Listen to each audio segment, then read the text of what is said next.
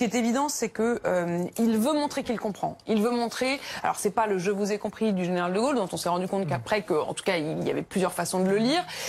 Mais voilà, il dit il y a les insatisfaits, il y a ceux qui sont en colère, et il dit même cette impatience, je la partage. Il dit ensuite que tout doit pouvoir être discuté. Ce débat devra répondre à des questions essentielles qui ont émergé ces dernières semaines. Je souhaite que vous puissiez, au-delà de ces sujets que je vous propose, puisqu'il les liste effectivement, évoquer n'importe quel sujet concret dont vous auriez l'impression qu'il pourrait améliorer votre existence au quotidien. On le sait, certains Français ont déjà fait remonter ce cahier des doléances. Pour moi, il n'y a pas de question interdite, dit Emmanuel Macron. Voilà, c'est ce qu'on voit ici. Cependant, nous ne serons pas d'accord sur tout, c'est normal, c'est la démocratie, dit-il. Cependant, il dit il n'y a pas de question interdite, mais attention, quand même, on sent qu'il y en a quelques-unes qui sont un peu plus interdites que les autres.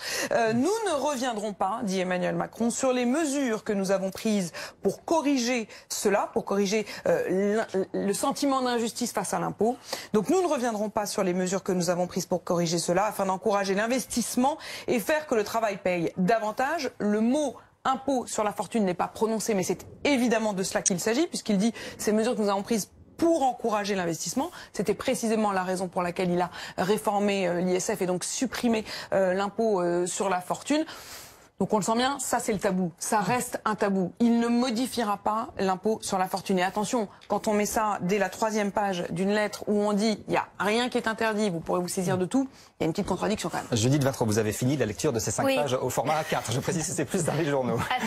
À toute vitesse, effectivement, il dit il n'y a pas de question interdite, mais il clôt le débat avant de l'avoir ouvert sur l'ISF et plus généralement sur l'axe pro-entrepreneurial de sa politique. Oui, il dit l'emploi se crée dans l'entreprise. Voilà. Hein. C'est l'emploi d'abord, donc ça il ne reviendra pas dessus. En revanche, comme il dit, il n'y a pas de question interdite. Nous voyons revenir l'immigration, qui avait été éjectée des 5 thèmes du débat présentés en Conseil des ministres, et aussi la question de la laïcité. Alors sur l'immigration, Emmanuel Macron reprend en fait une proposition qui a été celle de François Fillon pendant la campagne, c'est-à-dire de faire voter chaque année par le Parlement, l'Assemblée nationale, un quota d'immigrés que la France accepterait.